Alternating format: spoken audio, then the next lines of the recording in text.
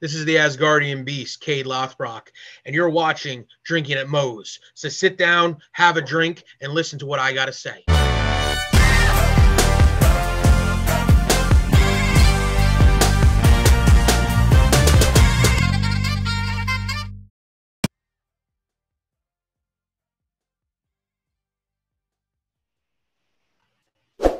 All right, everybody, welcome Drinking at Moe's. Big Mo here. YouTube, as always, like, subscribe, comment, share, all that good shit because it helps with that pain in the ass algorithm they got over there. We're pretty much most places you can find your podcast. Today, I have with me, I'm excited, Kaide Lothbrok. How you doing? What's going on, man? I'm doing good. Staying busy. Oh, yeah. No, same here. I mean, this month's been pretty busy for the show, getting things picked up for next month. So I'm doing pretty good myself. Um, First thing I'd like to start off with everybody with is what got you started as a fan, and then what got you started, deciding to make the leap into the business. I can't pinpoint one moment. It's just Yeah. I don't remember a time when like wrestling wasn't in my life, whether watching it or what have you. Yeah. I was fortunate. I'm sure every generation says that, but being freshly 36, I was fortunate. I had the tail end of the I guess they call it the PG era. With Hogan and your Bret Harts and your Macho Mans, and then when I got into my close to my teenage years, throughout my teens, we had the Attitude Era. Like 97, 98, I was 10 or 11. So like, you had Austin and DX. So I was right in that threshold of like when wrestling was really hot. As far as like, wanting to do it or becoming a wrestler, I mean, like, I think like probably most of us that watched during that time, we all were like, I want to do this. And for some of us, maybe we fell out of love with that or fell out of love with wrestling, but for me, I always wanted to be a wrestler. And fortunately, growing up in the time period that, we did, the internet started to come around. So instead of like having to look in the back of like the Pro Wrestling Illustrated or going to a local show, which, I mean, maybe I went to 3 or 4 of them because again, you didn't without the internet, like if you didn't know someone that knew someone that knew about it, it was unless you came across a poster or it was hard. And like I said, without knowing someone in the business, I luckily did some research. And at first, the only schools that were coming up were like Johnny Rod's, the Monster Factory, and a few others. And then fortunately, I stumbled upon a school called Critical Mass, which turned into NYWC, which wound up getting a whole new breath of life breathed into it. Mikey Whipwreck, ECW fame, was the head trainer. And then, in 2004, September, went and did it. I believe it or not, it's probably controversy, or as people will be like, I don't know, mentioning him, but Chris Benoit had a DVD. I think it came out in 2003 or 2004. But in that DVD, he was like, I didn't want to be in my 50s saying what if. And that just resonated with me. That just kind of hit me like, yeah, you know what? I don't want to be in my 50s or 40s going, I should have did X, Y, and Z. Oh, yeah. No, I actually have that DVD around here somewhere. But, yeah, I remember for me, when it came to getting started on the local shows, I didn't actually get started with independent local shows until I was in the Navy in San Diego. I ended up going to the internet on base and just looked up pro wrestling in San Diego, and a couple places popped up, and then boom, I ended up meeting some people that did stuff up here, and then man, here I am, There you go, man. Yeah, no, it's how it works, man. Like I said, it's thankfully with the internet, you're able to network a lot better and meet people, and it's it's a blessing and a curse. It's got its negative sides to it as well. But oh yeah, no, definitely. I mean, I more so just getting this show up and started like right away. Yeah, there was some people that were kind of hesitant, being brand new into it. And I mean, I'm still relatively new into it. I mean, I'm approaching probably probably a year and a half now, but you know, I'd like to think I've developed a little bit of a following here and there, so There you go, can't man. complain. But for those that might not be in your area that'll watch the show, why don't you describe a little bit about yourself and like the in-ring persona? Because I saw a lot, you know, as Guardian Beast and, you know, the whole Norse stuff. Like some people might not realize there's people out there that still follow the Norse Yeah, of course. religion. So, well, I mean, I started off wrestling as Stockade, and I've always been a big kid. And Stockade, you know, kind of, you know, at my heaviest, I was 390, 393. So Stockade was given to me by my trainer, Mikey Whipwreck, who was a friend of his, used that name in the backyard. So it meant a lot. And I used that name for, man, I would say 16, 17 years, basically right till the pandemic. Once the pandemic hit, um, life changed obviously for everybody, but for me, I, you know, and it's messed up to say, but the pandemic was the blessing for me because that's when I really took, you know, I've always been athletic, but I've always been a big guy, you know, I'd say I was lazy, you know, but pandemic got myself into shape, really good, you know, not good shape, but I've dropped a lot of weight, 160 pounds. Um, as far as the, so that played a part into the, I need to come back with a whole new presentation. uh, Obviously, Stockade, it's just cut short. As Yeah. far as the Lothbrok part of it, you know, yes, I'm sure if anyone's watched the TV show Vikings, Ragnar Lothbrok is uh, they don't know if he's a real figure in the history or if it's more of a myth. But obviously, like Finn Balor, he took those names from legendary mythical folklore. My family heritage is Norse. We're Norwegian, Polish, and Icelandic on my mother's side. And my father is Russian, German, and Irish. So, you know, again, the idea of a Viking in terms of what a Viking is, you know, everyone thinks it's this, you know, half Thor. I'm sure everyone's watched Game of Thrones, The Mountain. Yes, they are known for being large men, but Vikings have also stretched over everywhere. Um, so how the whole the Asgard thing started, I was doing a lot of death matches for most of my career before the pandemic for about 5 years, and I'm a big comic book fan. Thor's my favorite character, and a friend of mine on commentary wound up calling me Deathmatch Thor, and I was like, oh, that's kind of cool. Obviously, can't use that. Another guy I knew that's local to the area calls himself the Greek god. I'm like, as far as I know, no one's ever used Asgardian. You know, like, I mean, obviously because of Marvel, it has become Yeah. in the Avengers movies. Everyone knows what an Asgardian is. Everyone knows. So I was like, you know what? Like, let's run with that. So it started off as the Deathmatch Asgardian, um, and then that, as like I said, the pandemic happened, I kind of slowly stopped doing death matches. I mean, I'll do them here and there, but for the most part, it's kind of in the past, and I don't knock it. It definitely made my career, but finding my other passions outside of wrestling is, and it's funny because I am a big fan of the sport of strongman. I've always knew about it, but I've kind of really dived into it these past few years. I would say about 2019. Um, Obviously, guys like Brian Shaw, Rob Oberst, Nick Best, Trey Mitchell, but one of the guys that my personal favorite is Eddie Hall, and his nickname is the Beast.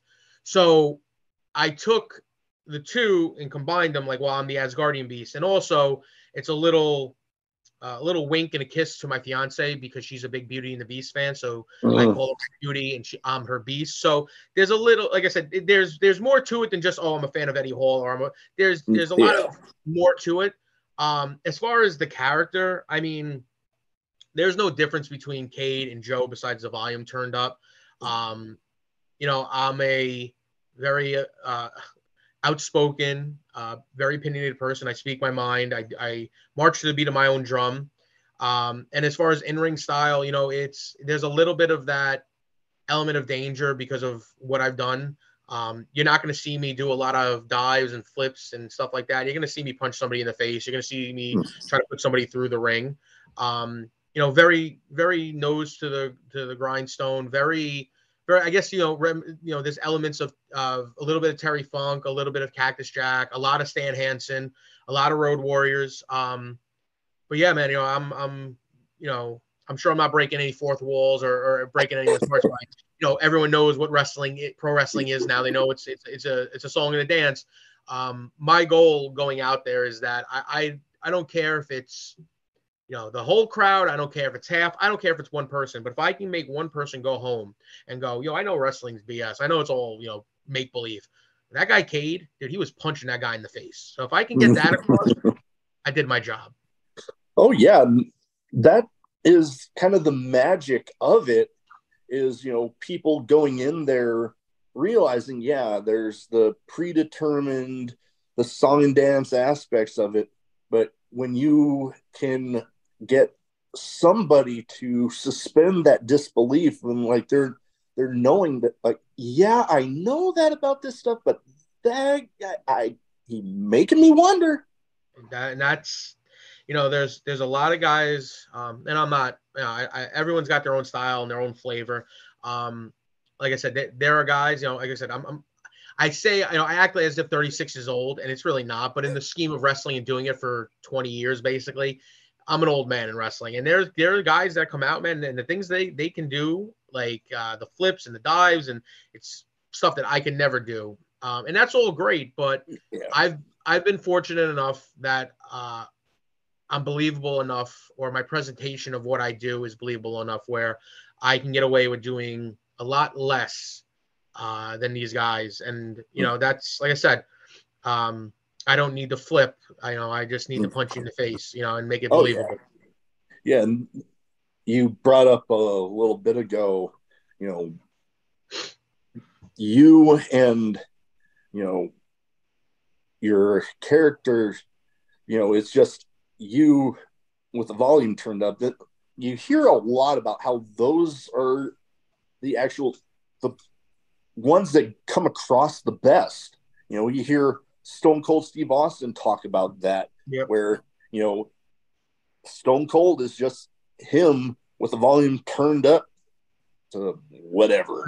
I'm sure if I've been fortunate where I've never had anyone say, hey, we want to make you a truck driver, we want to make you a this.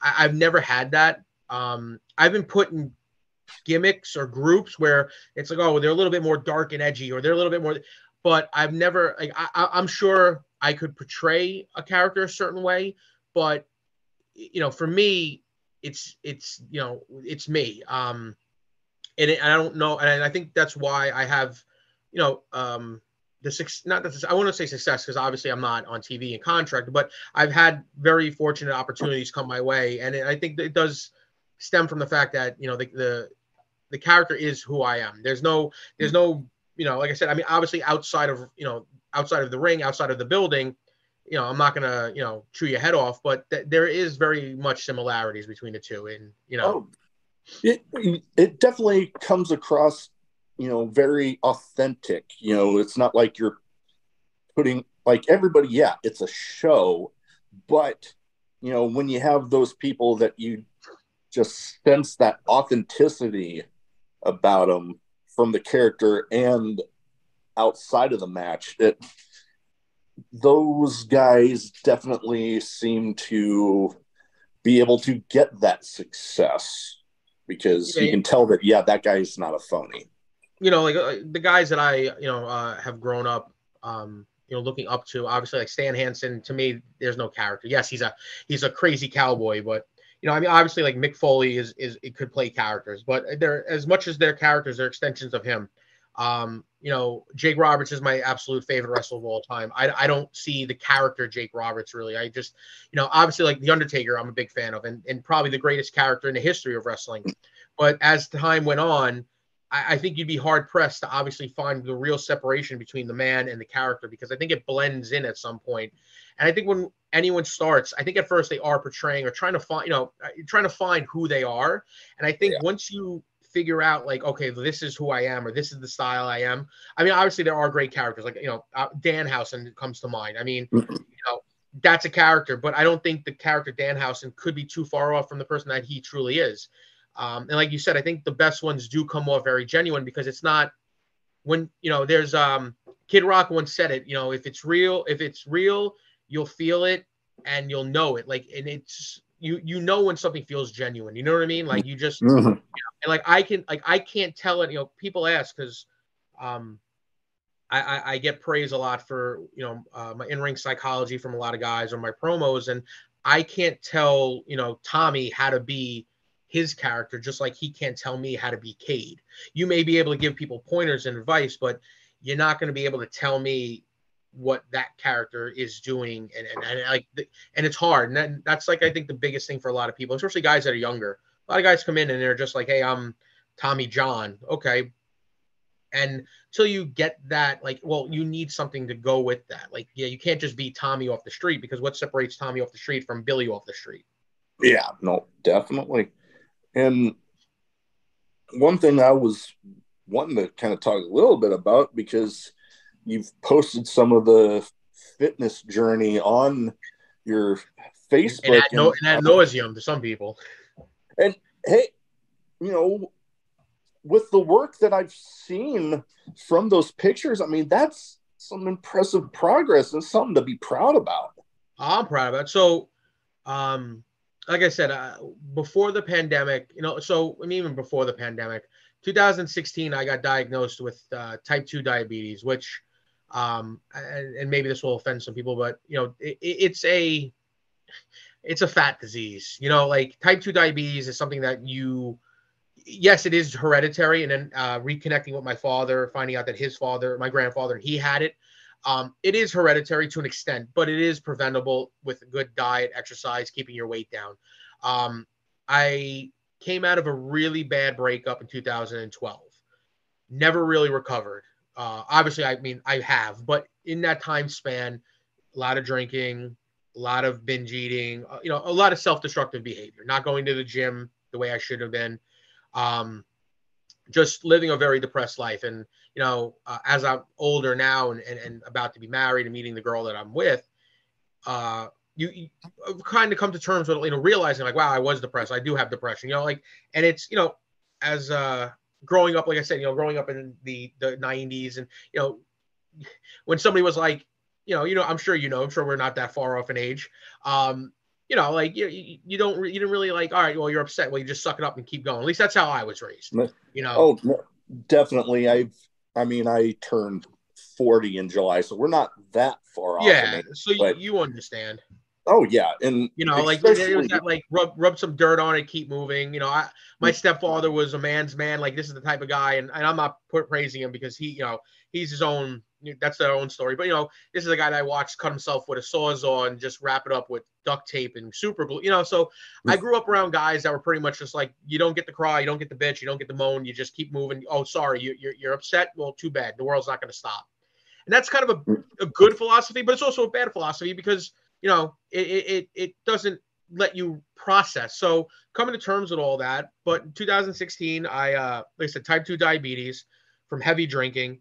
The next day, as soon as I got released, stopped drinking. And it was a slow burn process. And then once, like I said, the pandemic for me wound up being a blessing in disguise, in the sense that I was able to really focus, because I was, like most of us, sitting around for close to half a year just twiddling my thumbs. So I learned how to really cook and learn about not just portion control, but like additives and chemicals and all the things that you don't realize that are in, like, a can of vegetables, or, like you're eating a salad, but you don't realize the dressing you're put on has like 30 grams of sugar. And then just, I started going on with my fiance, now then girlfriend, we started going on, walks in the woods, and then the walks turned in from a half mile to a mile to, 3 miles. Then we started jogging. So it just progressed. And as soon as gyms opened up, I got right back in. And then that was coordinating with the time where I started watching guys like, Brian Shaw, who's 4 times world's strongest man. I watched Jay Cutler. I just started watching stuff because, one, I had nothing to really watch. And I took an interest into fitness. I've always been fascinated with bigger, stronger guys. And, anyone that's ever dieted or lost weight or tried to work out, when you don't see the results, even if it's like a month or two, 1 pound of loss is such a motivating force. So as I started seeing the weight just come off and come off and come off and come off and come off, and I got down to 235. I'm sitting at like 252 now. I didn't like where I was at 235. But just doing it, and then like, I would see other people do it. I would see like my friends in wrestling or other people in wrestling or just in general. And I'm like, why can't I do it? And then I figured it out. And, for me, it's the biggest, I'm proud of myself. And I maybe post a little too much, but I'm proud of myself. And I also post those photos, not just for like, hey, look at me and I'm better than you. It's nothing with that. It's me reminding myself, look where you were and don't go back there. So as me, like, it got to the point where I was weighing myself like every day. And if I went up like 2 pounds, I would go in the gym for 3 hours. And then you learn, your weight's going to fluctuate. Yeah. If you have, if you treat yourself, you go out to McDonald's, have a burger and fries, you're going to gain just in salt weight. But yeah, man, fitness and working out, and heavy lifting has become really like the thing that I'm addicted to. Like I don't miss a day in the gym unless I have a very good reason or if I'm really sore. It's become more of just like I have to go to the gym to where I need to go. Like it's become something, and I've been fortunate to meet like Rob Oberist is a American strongman. I've gotten to have conversations with him. I've had conversations with Evan Shingleton, who's another one, and a few other guys that like, this like small group. And then in the gym, I'm giving advice to kids that are younger than me or people are hitting me up. So it's become very rewarding. And, as of October this year, I will be 3 years free of type 2 diabetes. So that was the goal. The goal was to get, to not be on medicine and not be dead in a few years, because type 2 diabetes is completely reversible. If you put the work in and you work at it, it's just, you just can't quit on yourself. So, that's it, man. But like, if I tell everyone, if I did it, anybody can do it. Anybody can do it.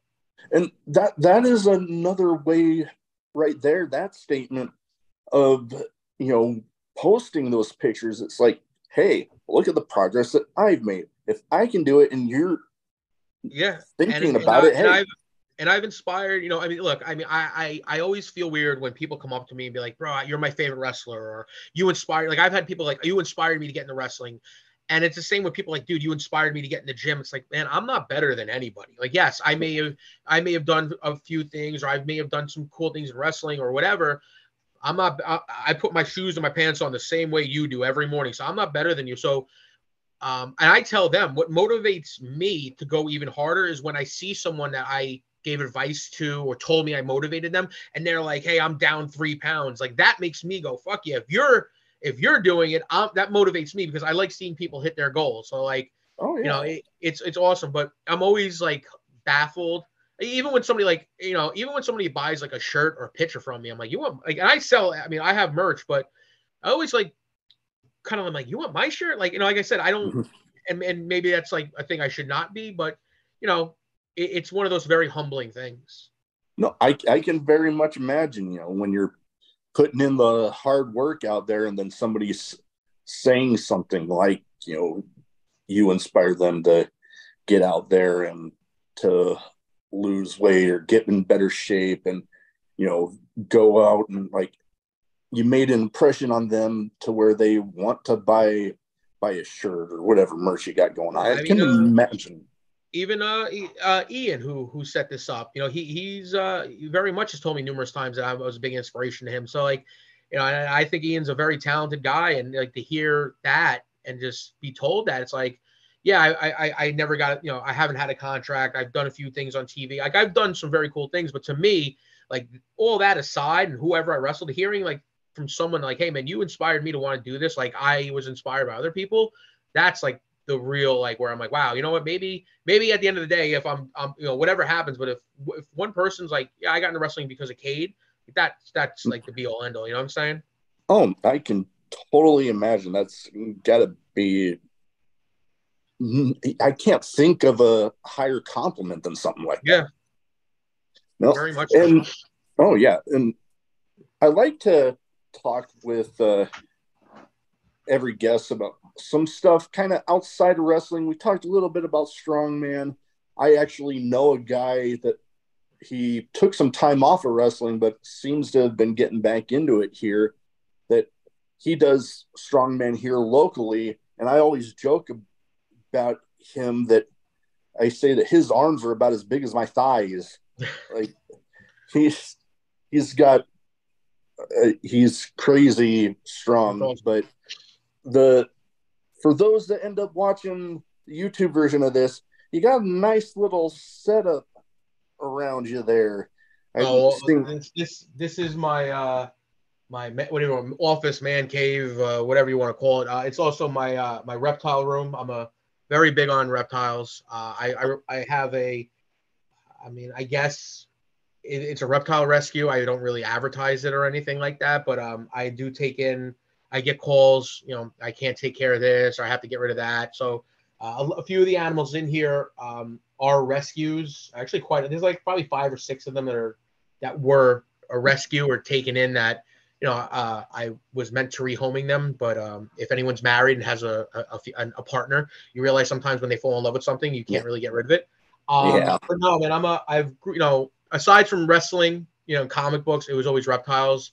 My dad had a small reptile business out of the house when I was younger, but then the crocodile hunter came on, and that was like a cool thing. So I've always loved animals, but I mean this is like I've always wanted my own room. But currently there's I don't know, we're probably looking at over probably about 18, 19 animals. There's like 7 snakes, a bunch of lizards, 2 turtles, 2 frogs, and a tortoise. And yeah, this is it. And then I got my random wrestling figures are over here actually, but this is just anything that I like. Like I people like, oh, what are you into? Like it's hard, like I love Godzilla. I collect Funko Pops of stuff that I like. Like my Funkos are random.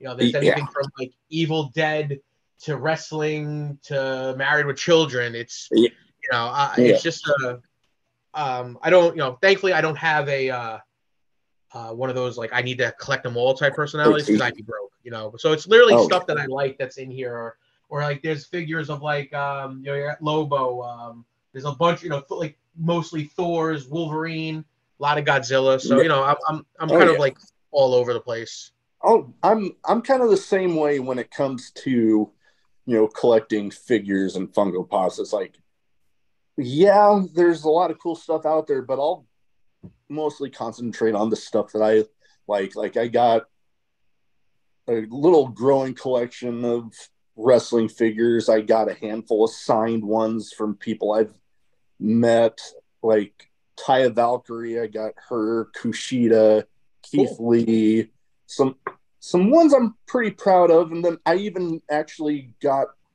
some signed Funko Pops of people that I've met, like Jason David Frank. It was like literally a couple months before everything happened with him. Met him. I got a Green Ranger one signed. Nice. And we actually got a picture taken together where he's literally holding the Funko Pop like they hold those morpher things. And I'm like, I always joke around when people talk about, like certificates of authenticity and stuff. I'm like, I show them the picture. I'm like, see, he's holding. Yeah, I have an autographed Captain Spaulding pop from Sid Haig. So like that's like my only autographed Funko. And I remember meeting him. He was like, "Do you want me to personalize it?" I'm like, "Yeah." He goes, "Oh, you're not going to sell it?" I'm like, "No, never." And then I think he passed away like a year or two later. And the only other autographs I have, my fiance got me an autograph of Brian Shaw, personalized. And then a fan drew my fiance's one of her favorite Disney characters is Stitch. So a fan I love that one designed myself. Yeah, so a fan designed Stitch wearing my wrestling outfit, my gear, and got it signed by, I guess, the Stitch costume character. So we have that framed up there, which is pretty cool. That is pretty cool. And another autograph Funko that I have, like I'm starting to get out to more places and get some more stuff signed. A comic book shop for Free Comic Book Day actually had Jim Shooter, who used to be a editor-in-chief at Marvel, and did a whole bunch of stuff there. I actually got a Captain America one signed by him. That's awesome. And I always tell people talking about collecting and stuff, when I was growing up, it was wrestling and Ninja Turtles for me. I was like, those are my two things. And I actually just bought one of Splinter Funko Pop that here end of July, Comic Con, they're actually having Kevin Clash, the guy that voiced Splinter in the first two Ninja Turtle movies. And when I saw that, I'm like, oh my God, I have to go. Yeah, I think I'm fortunate enough being in New York. We have one of the big Comic Cons. So I haven't been to one in forever. I don't like being around a lot of people, but my fiance showed me like the celebrity lineup, and I think Ron Perlman and Michael Rooker are going to be there. So okay. I'm a big fan of both of those guys throughout it. I mean, Hellboy is one of my favorite movies, but I love Ron Perlman and anything. So that's the week after our honeymoon. So trying to see if we can go. I have a Yondu and a Hellboy pop that I'm like, I might actually have to be a fanboy and go get them signed, but we'll see. And speaking of Ninja Turtles, I actually, I used to have all of them as a kid, and I like to see the prices of them. But I actually found, I guess they re-released like the old school original ones. Yeah. So I found Leatherhead, who was like my favorite character as a kid, in the package. So I recently just got that, but. That's my thing, man. Like if I start they're like, I'll go to Target with my stepson, or we'll go to Walmart, and or there's like a few collectible stores, and I'm like, man, I want this, I want that. And I'm like, if I buy one, I know I'm gonna go down that rabbit hole. And that's what happened to me with Godzilla. Like on this side, it's like, dude, I have Godzilla Funkos, banks, light up statue, and so like I'm all in on the Godzilla stuff. But if I go down like the rabbit hole, like I'll have no room. So I have to be very careful with what I buy. Like most of the stuff is very Thor-esque or Godzilla. There's a few wrestling figures, but for the most part, like that's like where I'll be like, all right, cool. There's like this cool like Godzilla mug or light. I'll be like, I'll get that. But if there's like a a Ninja Turtle thing, I'm like, I gotta kind of pick and choose my battles now. Oh yeah, no. When I was younger, man, I was buying, like, I remember when Funkos were like, I don't know if they're still as hot, but I was buying like when like Guardians came out, I had every one. I had all of them. Now I'm like, I don't need every single pop that comes out. I'm like, I can pick and choose who I like character wise. Like I have a Rocket Raccoon that I've had from I think the first or second movie. They just put out a whole bunch of new ones. I'm like, I'm just gonna not buy any. Yeah, no, I'm definitely in a little bit of that myself. I mean, I don't quite have my man cave area set up to really display stuff at the moment. So it's like, I see stuff and it's like, I would love to have that. But then again, what am I going to do with it until I have time to display it? And exactly. Then, yeah. But and it's funny, man. Like I'll see something like, it was at Target. It was like the NECA Teenage Mutant Ninja Turtles with the geckos.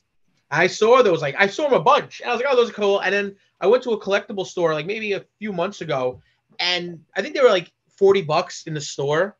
But then at this collectible store, they were like $250. I'm like, what? I'm like, I pass on this stuff. I'm like, man, I could be making a profit on some of this stuff. Yeah, no, some of it is crazy.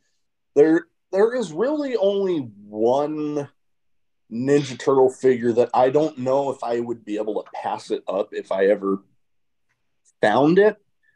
The vintage line, they had kind of military themed ones.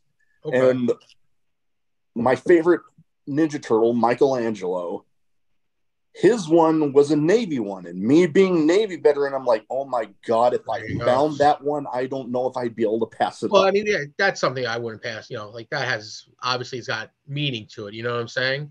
So yeah, definitely you got to get that. Oh yeah. Well, I have two categories that I kind of round stuff off with, kind of going back into the wrestling side of things here. Absolutely. Where one's a bit of a name game where I name off some people. You give me the first thoughts that pop into your head on them. Okay. First one of my absolute favorites, Bam Bam Bigelow. Best big man in wrestling. Would be hard to argue against that one. I know.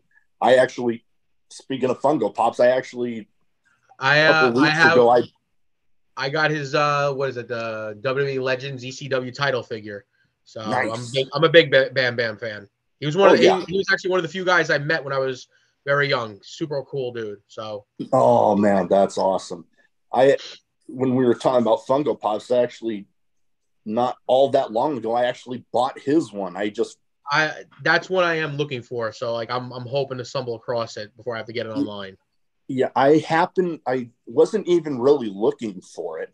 I just happened to be at Walmart. I'm like, I'm gonna go by the area I know they have them just to see what they have. And then boom, it was right there. I'm like, oh my God, I have to have that. Yeah, that's what I'm definitely like looking to add to the collection. Oh, for sure. Next up, a guy that I have actually had on the show that I was pretty excited about. Now going back by his original WWE name, Bronson Reed. Athletic big man. For sure. I remember the time that I actually got to have him on the show, and I was invited to Warrior Wrestling when they did a St. Louis stop, and it was him versus Jeff Cobb. And I actually got to have him on right before the show. And man, that match right there, bringing back memories. Like I actually just talked about it last night, actually, with somebody that I was sitting close enough that like when they were chopping each other, you could literally see the individual beads of sweat just flying off of them. It was crazy. I'm sure that was a hoss fight. Those are two big boys. Oh yeah, no, that I actually I don't have it signed, but I have a Bronson Reed figure, but I do have a Jeff Cobb one signed. Awesome. That's cool. Oh yeah, I'm rather proud of that one. Next up, I believe this guy would be another one of those that you could say among the best big men ever. Vader. Stiff. he definitely had that reputation. Yes, he did. But he was. I mean, again, everyone you listed so far. I mean, it's. I mean, like I guess it would be Vader kind of was the first real athletic big guy. Then Bam Bam, and I think Bronson's right in that category. I think it's just an evolution. I mean, I know Bam Bam and Vader were kind of around the same time, but I think Bronson would fit right into that category. Oh, I would definitely agree. Last but not least, a guy that I actually got to see live in my first ever WWE show. He was one of my absolute favorites. Big Boss Man. Yeah, I mean, they're all very similar. I think out of all of them, though, Boss Man would be the most athletic. The one thing with Boss Man, and it's nothing with him, but it's I forget what I think it was. I want to say it's either WrestleMania or SummerSlam. It was him versus Mountie when the loser gets locked up, and it's just one of the funniest moments was when they're like, Mountie, we need your finger, He goes, you want the finger? I'll give you the finger, and he flips off the camera.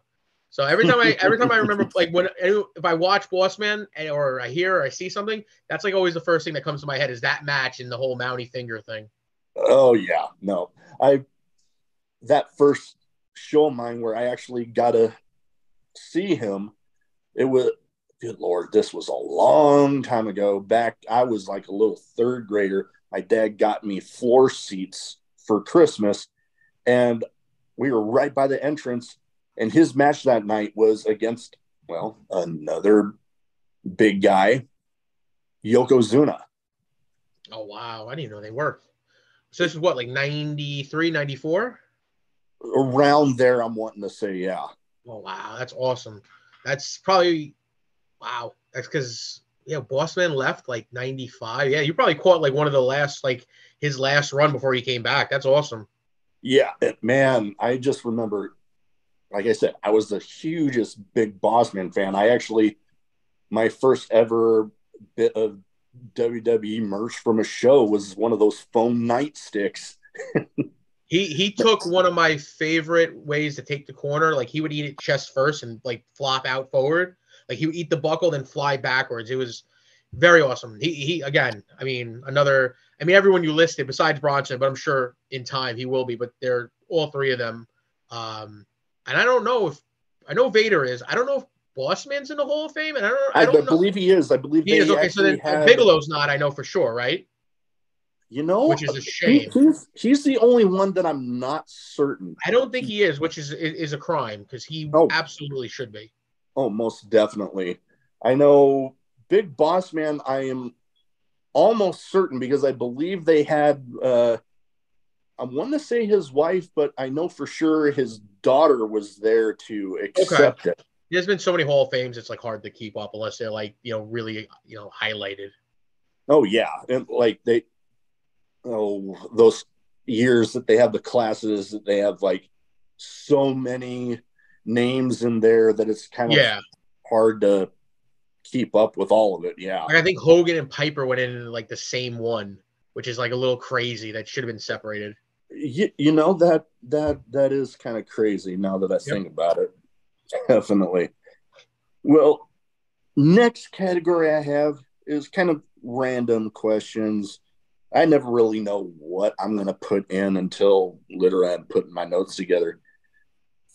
And you just give me first answer pops in your head for the question. Absolutely. First one, craziest in match moment for you. Me like for me in the ring or just watching? In the ring. In the ring for me, there's been a lot. I guess for me it would have to be I was wrestling a guy named I don't know if you know Nat Tremont. I've been. Oh man, I he's was wrestling one Matt. that I've wanted to have on, and we almost had it lined up, but then, yeah.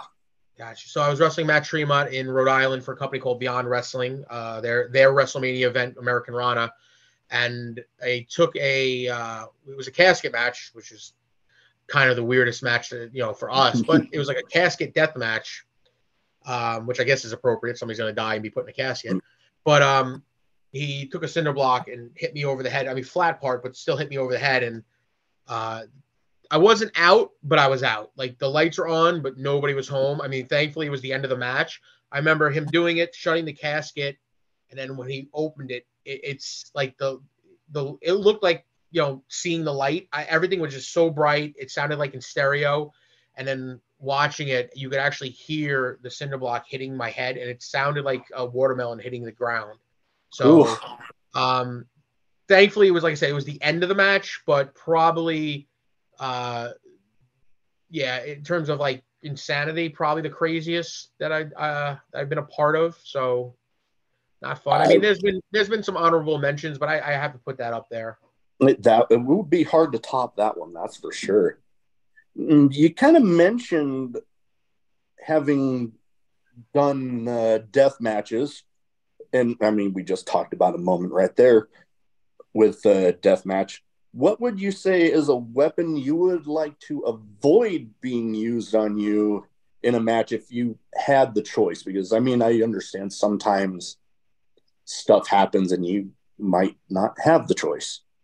Well, fortunately, when you're doing a death match, and if you're in there with another guy that's professional, and don't get me wrong, I know death match gets a lot of flack for garbage guys, but listen, just as much as there's bad deathmatch wrestlers, there's bad regular wrestlers. Yeah. I mean, there's weapons that I would never use, but like I bird spikes or pigeon spikes, the spikes to stop birds. That to me is just like no, it just would never happen. If I had to pick one, and I've done them, but if you said, hey, we're gonna line up all these weapons that you would do, which ones out of these would you prefer not to? Carpet strips. Ooh, Not because they're like brutal or they do a lot of damage. Don't get me wrong, like a light tube or a pane of glass is going to do a lot more than a carpet strip. But the thing with the carpet strips is it's a very thin piece of wood with these, the nails only stick out maybe a not very very small, far. maybe a millimeter, 2 very, very tiny, but it's a nail, or a tack. But the problem is that I don't think, at least I found, and a lot of guys agreed, not many people, unless you're like a carpenter, guy that lays carpet, not a carpenter, don't really know what the hell they are. Not many people come across a carpet strip and realize. So I think a lot of people get the illusion of like, oh, they're just landing on these thin sticks. So, and they hurt. They're not Oh yeah. brutal, but they suck. So those are the ones where I'm like, is the risk to reward ratio really worth it? So I'd probably be like, let's not do those. People see, and again, they're no bigger than an actual thumbtack, the point, but because you can't see it visually, it kind of like, yeah.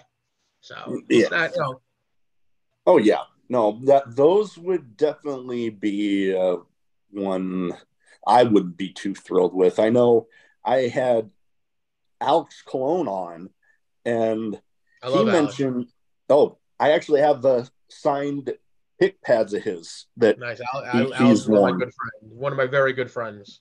Oh yeah, I nothing but love for the guy. I'm excited to see that he's kind of getting back out there because I know he took a little bit of a pause, Yep. but I'm seeing that he's getting back out there. He's actually, I'm forgetting when this match is, but I think it's next week at the XPW in Jersey. there's that one. I remember seeing that one, and then I see he's also booked for a show for Sammy Callahan's promotion, Wrestling Oh, Revolver. Revolver. Yep. He's been doing a lot for them too. So Oh yeah, Alex is the man. Alex is a bona fide star in my opinion. oh definitely. When I had him on and I asked him that question, he actually said toothpicks. So I would have said that as well. I just haven't come across them that much, so the question was, what wouldn't I do? Like for me, bird spikes would be the ones where I'd be like, absolutely not. But in the list of weapons that I would like, light tubes, cinder blocks, chairs, gusset plates, run down the list. For me, tack strips, carpet strips. But the only time I've ever done toothpicks, and it really wasn't it was more of a skewer, was Masada with the skewers to the head. But that's his thing. It's Masada. I trust him.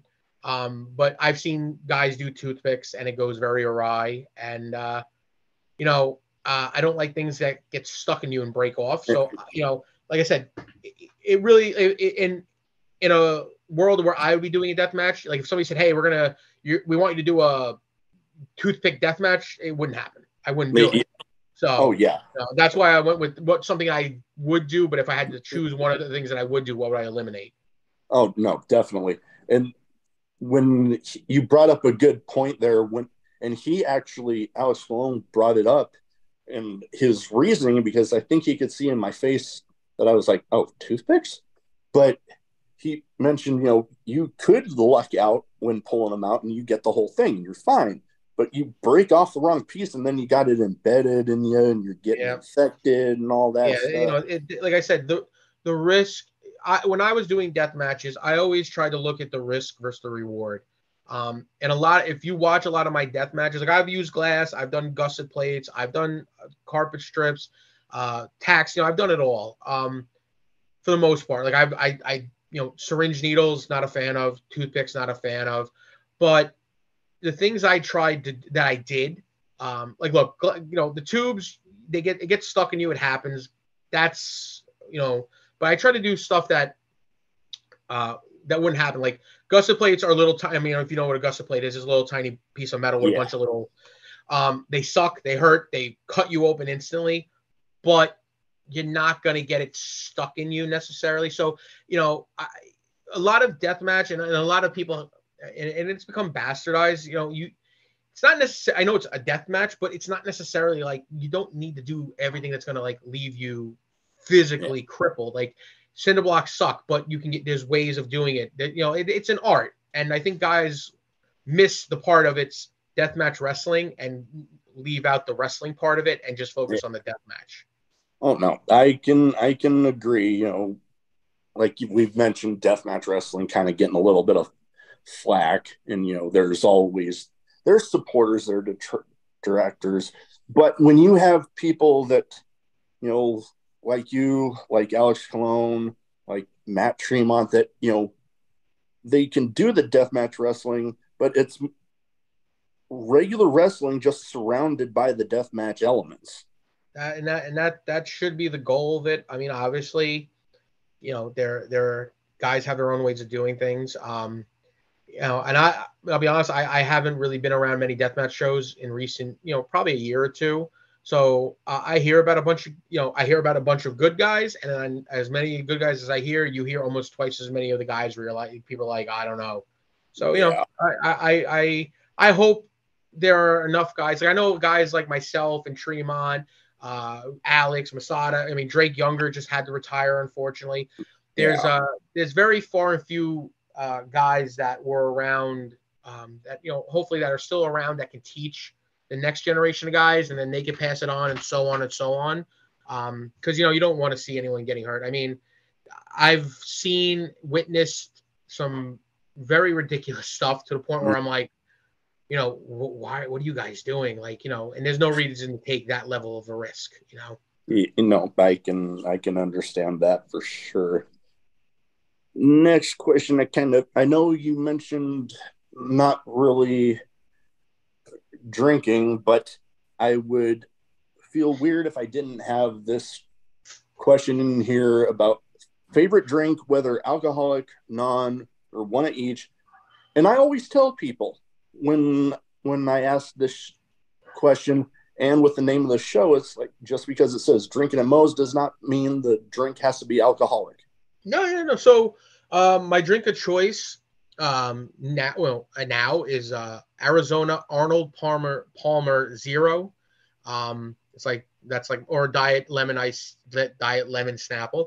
But when I was drinking, and no, I'm not a recovering alcoholic. I just Yeah. shouldn't drink. So like, Yeah. you know, I mean, I'll have, like, you know, I'm sure on my honeymoon when we're going to Disney, when we're in Epcot, I'm sure I'll have a drink or two. But I did, you know, I did my drinking when I was younger, so it's kind of, you know, not my thing.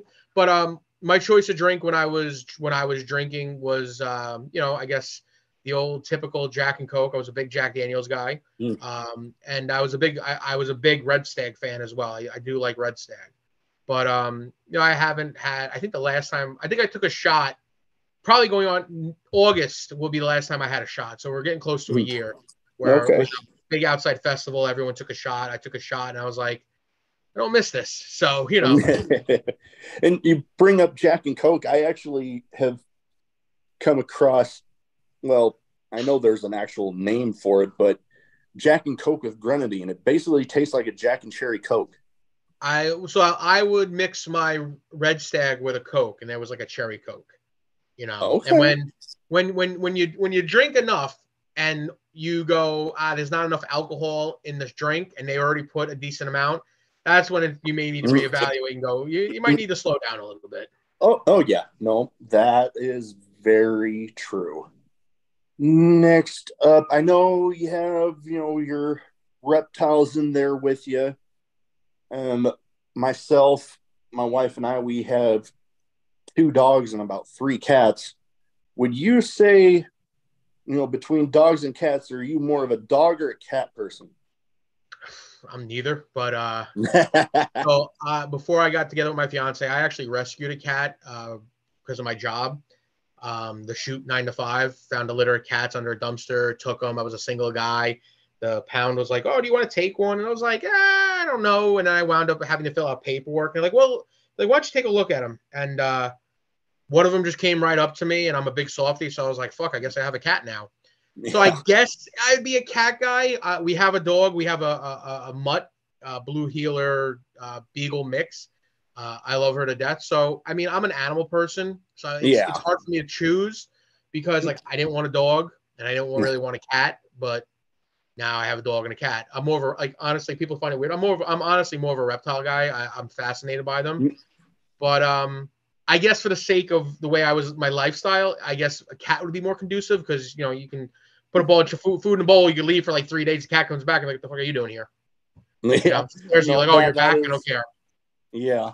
No, my wife and I, like you said, we got 3 cats, and then we got an English bulldog and a 9-month-old Great Dane. Oh, Jesus, have fun with that. My friend has a Great Dane. It's like a horse. Yeah, no, she's already to the point where we have to keep an eye on her when she's wandering around by the kitchen sink, because she can already lean her head in, and if there's any standing water, just start lapping it up. That is a big dog. Oh yeah, no, she's a handful, that's for sure. And well, there's one of the cats. There you go. Decided to make its presence known. But anyways, on to the next one. What would you say best advice for anybody wanting to get into wrestling? If you wanting to, definitely have a backup plan. Don't by all means go into it, put your all, put 100% into it, but realize that you could be the most talented person on the world, but talent only means so much. It is very much who you know and your networking. And for someone that's just getting into wrestling, the best advice I can give anyone is keep your eyes and ears open and keep your mouth shut. Just absorb, listen. You're going to have an opinion. You may have an opinion different.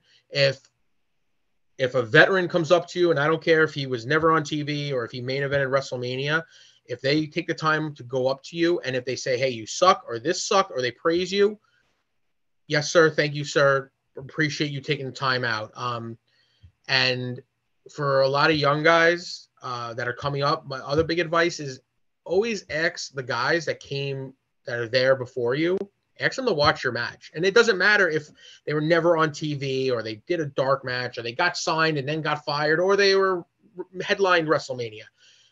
Going to people that have done it in any capacity more than you will somehow learn either what to do or what not to do. So don't be afraid to ask. I find a lot of guys, and this is just talking to a lot of veterans in general, a lot of guys don't ask from I've been doing this for 20 years. I will send my matches still to Mikey or HC Loke from the Carnage Crew or Tony DeVito or James Mitchell. I'll send it to people that have done it just because, hey, you did it longer. You're going to see, you might see something that I don't see. So yeah. I think that's the big thing. Keep your eyes and ears open, your mouth shut, and don't be afraid to ask for advice. The worst thing that's going to happen is somebody's going to be a dick. And if someone's a dick, you just don't ask them again. But there's plenty of guys out there that are more than willing to help. And don't be soft. There's I call it the locker room mentality. There's ways I don't want to say guys, but there's ways people in the locker room talk. And I've seen guys get really offended by people that sucks. Oh, you think I suck? It's no, I'm not saying you suck. It just suck is a broad term for that wasn't good. So I just don't have thick skin. That's all. Yeah. No, and that's a lot of things for, anywhere in life, really. Yeah. Definitely. I agree, anywhere. Yeah, because, you have people I've been at plenty of jobs, Navy included, that it's everybody has their ways of doing it, that it all gets the job done. And then, you don't have to be 100% carbon copy of everybody. You can take little bits from everybody and just mold it into whatever works for you. Exactly. And I guess the other big thing, and this is more very recent, is and I'm big on this because I don't care about anyone's religious, political, gender, whatever you do in your personal life, that's your business. I don't care who you voted for. I don't care what you believe in. I don't care who you sleep with. I don't care what you call yourself. And then this is in a general statement for everything. I don't feel like any of that should have any effect in business or in anything. So I've been in locker rooms where, people don't want to wrestle with, they don't like the fact that a guy's wrestling a girl. Okay. There's guys that don't, I've been in locker rooms where, well, he voted for so-and-so. So, he's a Nazi. It's just because of your beliefs outside of something doesn't really, there's personal and then there's business, your personal beliefs. So be open to the fact that you're probably going to share locker rooms with people that have opposing ideas to you. Doesn't necessarily mean that they're a piece of garbage. It's life. And I think wrestling and life in general has become so polarized where it's I'm part of this club, but you don't like this club, so we can't be friends. It's And I've seen that happen where like, well, I can't use you because like Drake Younger's a perfect example. I mean, Drake's a Trump guy. He's everything he believes in. And I've seen him do interviews where he's like, yeah, I was told this company doesn't want to use me because of this. The locker room's uncomfortable. It's like, this is business, Yeah. So I think that's something that a lot of people should kind of be like, you know what? I believe in this, but look, to me, money is what makes this world go round, unfortunately. So, I'll work with anybody and all that. So that's like one of the bigger things. So hopefully, somebody listens to this and go, oh, that's a good point. It doesn't think that I'm some psycho. Oh, yeah, no. And it's definitely a thing that could be used a lot more these days, separating business and personal, professional, all of that, keeping it separate. Because I mean, hell, I've said it before about my podcast. I mean, it's for everybody. I do not care, like you, how you identify, how you vote. I don't care. If you're being are you being a good person? Are you treating other people good and with respect? Then hey, I'm good with you. I tell people all the time, if you're not hurting kids and you're not hurting animals, go do whatever the hell you want to do. I don't care. Yeah, nobody pays my bills. I ain't paying anybody's bills. So you live your life, let me live mine, and we'll just we'll agree to disagree. I'm the exact same. Well, before we go, I want to. Where can people find you social media wise? So if they don't already have their eyes on you, they can go ahead and get them there. Absolutely.